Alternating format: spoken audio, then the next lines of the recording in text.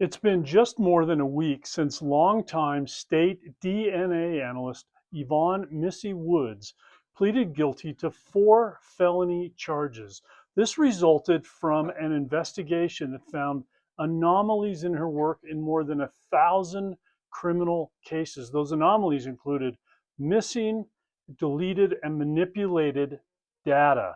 She's set to be sentenced in September, and she faces a minimum of 8 years in prison and as much as 16 years in the Colorado State Prison system.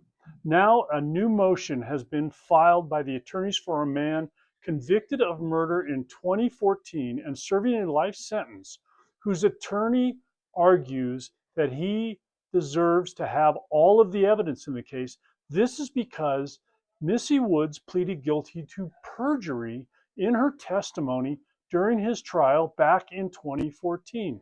She testified that the DNA reports and evidence she presented at that trial, which tied this man to the murder, were the only DNA testing she did in the case.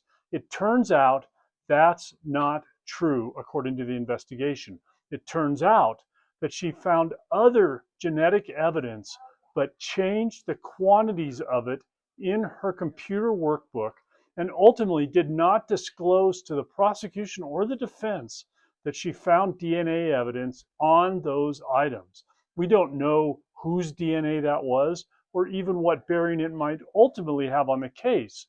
But for right now, the attorney for this man is seeking all of the documents, all of the evidence in the case, so that he can look at whether or not this man got a fair trial. And it's very likely to lead to a motion by him to vacate that conviction from 2014 and at a minimum to give this man a new trial.